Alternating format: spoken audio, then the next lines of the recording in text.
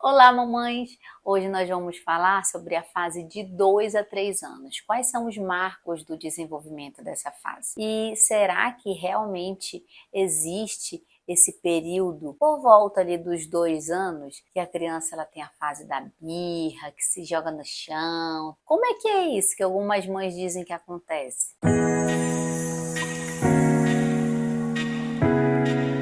Acontece mesmo nessa fase? Esse é um período de intensas transformações na sua criança. Mas essas transformações não se referem apenas a ações motoras, né? Coordenação motora, grossa, fina, mas também a forma como a criança ela representa aquilo que está aqui guardadinho na cabeça dela. Ela começa a usar símbolos para representar isso, ela rabiscos, palavras, imagens para comunicar aquilo que está na mente. Representação mental. E nós vamos dividir esse desenvolvimento em 2 anos e meio e 3 anos. Com 2 anos a criança ela já consegue chutar a bola com mais equilíbrio, com mais firmeza, e tem meninos que ficam fazendo isso várias vezes. Eu lembro do meu filho que nós tínhamos que ficar brincando de bola todo dia, tinha que brincar de bola.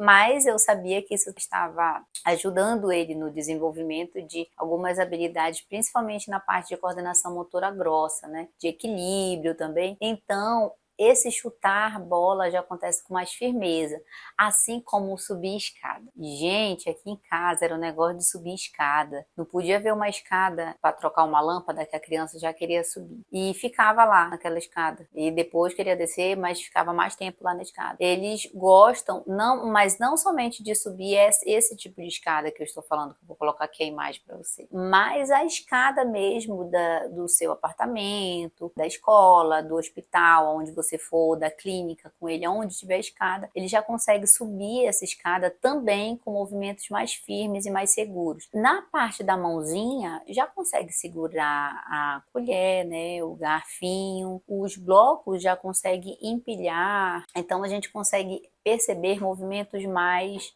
firmes na criança. Outra coisa, vamos citar um exemplo aqui das meninas que têm boneca. As meninas que têm boneca, ela começa a brincar também de faz de conta. Um exemplo, ela sabe que a boneca vai mamar a mamadeira como um bebê, mas ela não necessariamente vai procurar uma mamadeira, ela pode colocar um bloco de montar na boca da boneca. Na mente dela, isso está fazendo sentido, ela está começando a entender que a boneca vai mamar, igual um bebê. Depois ela vai aprimorando essa habilidade, mas a gente começa a perceber que já brinca desse faz de conta. Os movimentos, como eu falei, mais seguros, então consegue segurar um pote com uma mão e tirar a tampa com outra mão. Assim, também como botões, já consegue apertar os botões. E os interruptores. Gosta de um interruptor e a gente tem sempre que estar atento nessas coisas de eletricidade, de interruptores, mais tomadas, né? Interruptores nem tanto, mas tomadas. Então, nessa fase eles gostam bastante. E as suas palavras, agora, um exemplo, ele já consegue juntar 2 palavras para expressar aquilo que ele quer, que ela quer. Então, por exemplo, mais leite, quero água. Vai começar a juntar 2 palavras para expressar. Assim como o seu vocabulário de palavras já deve estar ali por volta de 50 palavras. Então, já tem bastante palavra que fala, né? 50 palavras. É a média, já deve estar em 50 palavras. Já reconhece partes do corpo, 2 partes do corpo ou mais, né? Cabeça, perna, braço, barriga, né? Já vai falando ali ombro. A criança, ela já consegue identificar partes do corpo. É claro que nessa idade não sabe tudo, né? Mas já começa a identificar pelo menos 2 partes do corpo, já sabe, já tem conhecimento. Nesse período também acontece aquela famosa birra, crise dos 2 anos que as pessoas falam, mas acontece também, principalmente porque a criança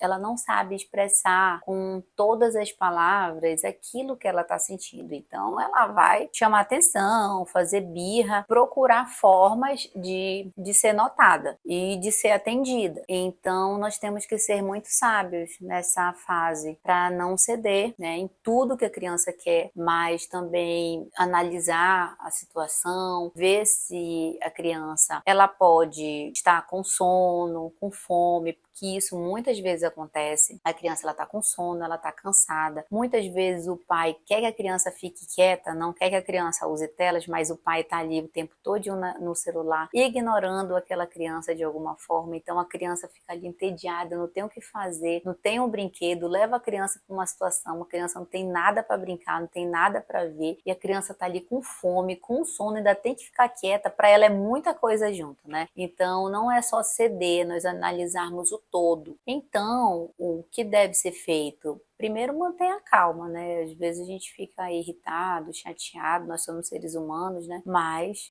tem um versículo na Bíblia que diz: irai-vos, mas não pequei, né? Então, às vezes a gente fica chateado, mas não peque, não perca a sua razão, né? Mantenha a calma, tente entender o que está acontecendo, por que seu filho está agindo daquela forma, por que ele está fazendo aquela birra. Tente acalmar a sua criança, sem partir para violência, tente acalmar a sua criança. Se você precisar discipliná-lo, corrigi-lo, mas você primeiro precisa acalmar.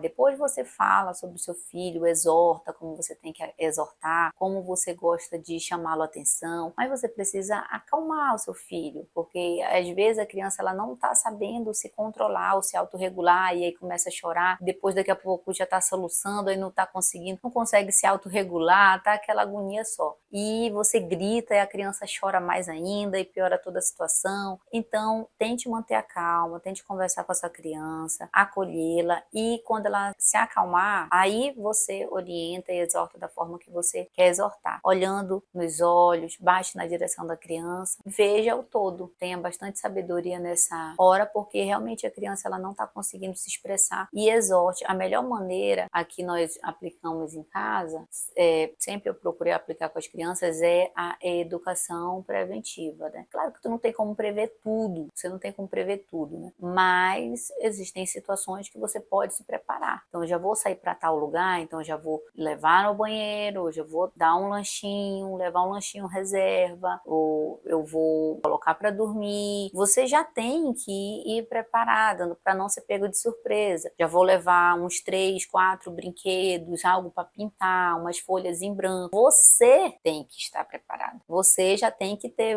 várias cartas na manga, né, para entreter a sua criança. Você conhece a sua criança mais do que ninguém. Então, procure chamar atenção, leve coisas que a criança gosta, brinquedos, mas não brinquedos caros e que dê para quebrar, né, perder, mas que dê para brincar, se tiver outra criança também, compartilhar. Vá prevenida.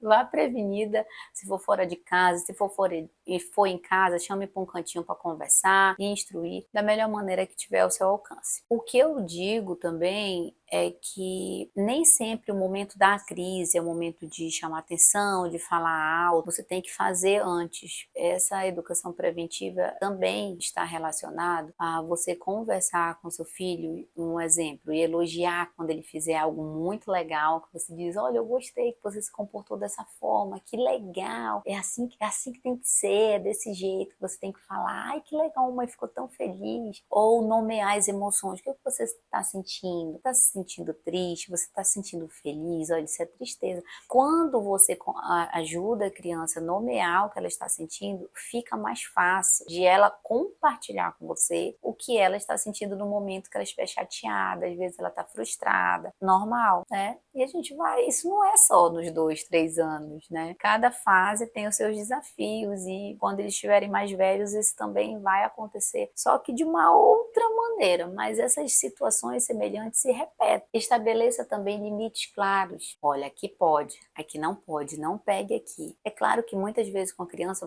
você vai ter que repetir isso várias vezes, né? Várias vezes, mas a repetição também ajuda a criança a aprender. A criança aprende quando ela vê, quando ela está observando, quando você fala, na sua expressão, na repetição, e nós temos que ter essa paciência. Desistir não é uma opção, porque você é a mãe, é a avó, a tia, o pai, o cuidador dessa criança. Você é responsável por ela, e cabe a você essa missão de ensinar, de educar e de persistir. Você também pode dar para sua criança escolhas simples. Você pode dizer para ela, você prefere, não sempre, né, mas de vez em quando, olha, você pode ir com essa azul ou com essa verde hoje. Dá pequenas opções de escolhas. Nem sempre, para a criança também não ficar toda hora naquela expectativa que você vai pedir a opinião dela sempre. Não, mas de vez em quando abrir uma exceção, perguntar a opinião, deixar ali, por que você quer essa? Deixar a criança falar, essa é bonita? Ai, olha que legal essa roupa. Dá pequenas opções, apesar de ser pequeno, né? Aí, essa ou essa? Isso também é bem legal. Mantenha uma rotina saudável com seu filho, né? Dormir no horário, acordar no horário, fazer as alimentações no horário determinado, naquele horário fixo, porque muitas vezes as birras acontecem, como eu falei, porque a criança pode estar com sono, pode estar cansada, passou o dia na rua, mamãe foi para ali, depois foi por causa da avó, da tia, emendou não sei para onde. A criança está exausta, está cansada. Muitos ainda estão largando a fralda, né? Ainda estão usando fralda nesse período. E aí aquela fralda quente. E a nossa cidade aqui de Manaus é uma cidade com clima bem quente, né? Então aquela fralda o dia todo quente. Então a gente tem que pensar também, nós temos que pensar no todo, tá? Quando se refere a essa parte dessa crise, né? Vamos falar de 2 anos e meio. A criança na cidade consegue torcer, ou seja, ela vai conseguir abrir objetos com mais facilidade. Ela já está conseguindo pular com mais firmeza, saltos mais firmes. E algumas peças de roupa,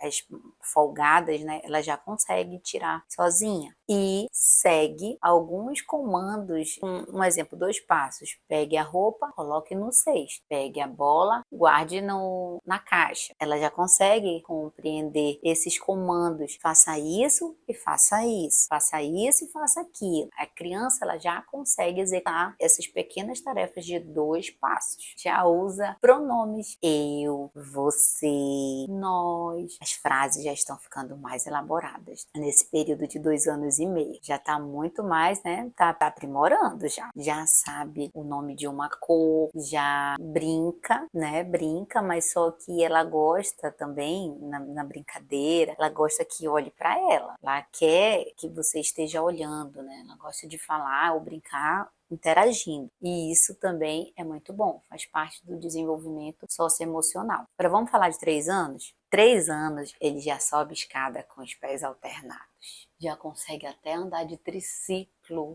E antes ele só saltava, agora já salta pequenas distâncias, uma distância curta, mas já consegue saltar com firmeza um pouco mais distante. Algumas roupas já coloca sozinho, né? Já tá aprimorando também essa habilidade. Uma brincadeira bem legal para fazer é de alinhavar. Umas atividades que você pode fazer em casa, vou até colocar para vocês depois algumas opções aqui mesmo sobre como funciona esse alinhavar. Ou você pode fazer com barbante também, tá? Coloca no buraquinho, puxa. Outra é colocar macarrão nos buraquinhos. Essas atividades, elas são bastante importantes nessa idade. E pode gostar de desenhar círculos. Olha aí, começa a parte de querer rabiscar, né? Riscar e começa a montar os círculozinhos. Na parte cognitiva, a imaginação está muito mais rica, porque agora seu vocabulário já aumentou mais, já conhece